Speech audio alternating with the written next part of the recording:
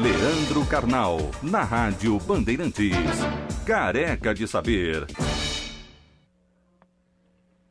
Professor Carnal, boa tarde, bem-vindo. Boa tarde, tudo bem? Estava aqui escutando e acompanhando o desenvolvimento. Acho que o Panuns não vai ter espaço em nenhum partido quando ele quiser se candidatar. Ele está lançando pedra aí para tudo. O dia que eu me candidatar, o senhor pode mandar me trancar num hospício, viu? Porque a política como ela é... Professor Carnal, na política esquecem essas coisas rapidinho, viu? Imagina, já se dizia desde o século XIX que o elemento mais flexível presente na natureza é a espinha dos políticos. Pode se dobrar infinitamente. Professor, o senhor viu, Eduardo Cunha, né? Talvez a mais abjeta figura da história do Brasil. Não sei se é a mais abjeta não, porque disputar com o Sérgio Cabral é duro. E tem um bocado de gente nessa galeria dos piores, aí é difícil estabelecer uma hierarquia. Mas enfim, o Eduardo Cunha mandou, eu não sei se o senhor se lembra, algum tempo atrás aí, 41 perguntas para o Moro fazer ao presidente Michel Temer, perguntas que são altamente insinuantes, de coisas que são segredos de alcova. Aí o Moro falou para ele, olha, o senhor não vai usar a justiça como instrumento de vingança, e arquivou essas perguntas. Hoje vem Eduardo Cunha, defende Michel Temer contra o ataque do Joesley Batista. Como é que a gente pode entender, digamos assim, essa flexibilidade de alguém que está preso numa masmorra? A flexibilidade do Eduardo Cunha é a flexibilidade de quem não trabalha com princípios, mas com realismo político. Quer dizer, cada nova mudança no quadro político, valendo tanto para a direção do PSDB quanto para a posição do Eduardo Cunha, ambos estão pensando no seu futuro. Eduardo Cunha continua querendo protagonismo atrás das grades. Ele continua querendo ser uma pessoa que inspira medo, autoridade, que foi aquilo que ele fez a vida inteira e que ele faz bem. Ele é competente no campo de inspirar medo, não? Agora, o PSDB, da mesma forma, deixa claro que não existe nenhum princípio atrás da decisão. Existe apenas o realismo político. Ficaremos enquanto for conveniente ao nosso poder, não importa. Agora, se houver muitas revelações novas sobre o presidente Temer, vai ficar ruim para nós. O problema não está nas revelações, mas o que pode desgastar o partido. Então, nós discutimos a repercussão pública e não o bem e o mal, a ética, essas bobagens que já saíram de moda há muito tempo. Estamos discutindo exclusivamente o benefício ao partido. E no caso do Cunha, da mesma forma. Houve um momento na história recente do Brasil que Collor e Sarney estavam ao lado de Lula, defendendo o governo Lula. Houve um momento que Lula apertou as mãos de Maluf, junto com Haddad, nos jardins da Casa Maluf. A política brasileira dos grandes partidos é muito parecida. Ela é muito parecida. É uma política realista, interessa o poder, passa-se por cima de qualquer conveniência ética, não existe programa partidário. Eu me alio a Satanás se isso favorecer o meu projeto. Realmente, aquilo que dizia um realista político conservador, que era Churchill, que se Stalin invadisse o inferno, ele faria uma aliança com Lúcifer. Então, isso é realismo político, né? Não existe nenhum princípio envolvido. E quando há o princípio, não, temos que nos afastar do governo Temer, dadas as novas revelações, quer dizer, ficou tão insustentável que fica aquela estratégia do afogado, que todos conhecem. Se eu deixar o afogado se debatendo, ele afunda. Se eu me aproximar muito, ele me abraçar, ele afunda comigo. Então, eu tenho que ficar mais ou menos perto do afogado, que é aquilo que o PSDB está fazendo com o Temer. Vou ficar perto do afogado para parecer que quero salvar, mas se ele me abraçar e quiser afundar junto, aí acabou qualquer sentimento filantrópico, né?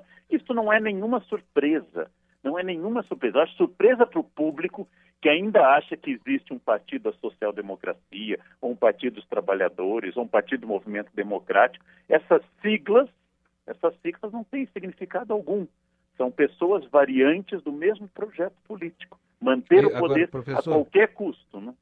Professor, eu sei que o senhor conhece, é um texto que todo estudioso das relações humanas e da política deve conhecer, que é aquele Ciência e Política do Max Weber, Sim. Em que ele ensina que existem duas éticas, né? É a ética do cidadão comum e a ética da responsabilidade, que é a ética que rege a política. Ela é muito diferente da ética do cidadão comum. Eu aqui, sempre me alinho com a ética do cidadão comum, né? Que é essa de quem se indigna, essa coisa toda. Agora, já o político não, né? O exercício da política parece impor a ele normas diferentes de comportamento e conduta daquelas que regem a vida da gente, né? De nós, indignados.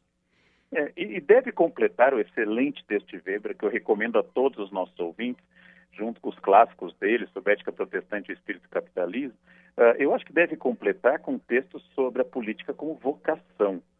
A política como vocação, ela está difícil entre nós. Ela está difícil, essa ideia administrativa. Dá a sensação que todos os grandes partidos, e sem nenhuma bobagem de direita e esquerda, se alguém ainda está discutindo isso é realmente onanismo sociológico.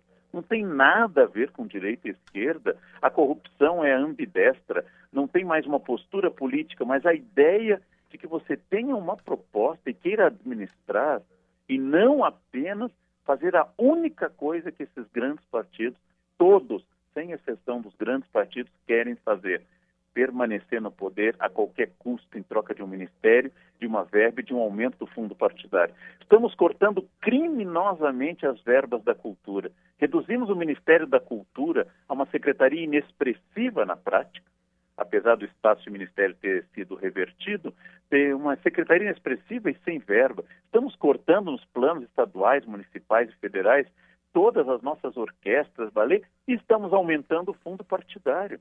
Quer dizer, o Brasil está servindo a essa malta. Isso é muito grave, né? Estamos matando a cultura, retirando verba de todos os centros culturais e aumentamos criminosamente, ainda na gestão Dilma, diga-se de passagem, aumentamos criminosamente o fundo partidário. Professor Karnal, sobre isso que eu queria perguntar para o senhor, financiamento público de campanha.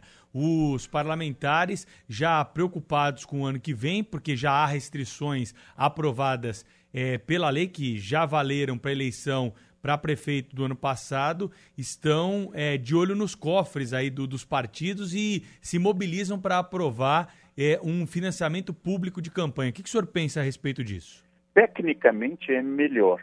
Tecnicamente é mais igualitário você aplicar uma verba limitada do Estado, sendo a única que todos podem utilizar, para acabar com a figura do marqueteiro milionário, para acabar com a questão dos acabamentos cinematográficos da campanha, começar a discutir ideias. Lembro de uma lei que os mais novos não vão lembrar, da Lei Falcão, que reduziu a campanha política a santinhos, a retratos 3x4 na TV, dizendo apenas o partido e a função da pessoa. Aparecia a imagem, partido, eliminando muito do debate, do dinamismo da campanha, coisa feita ainda no regime militar pela Lei Falcão.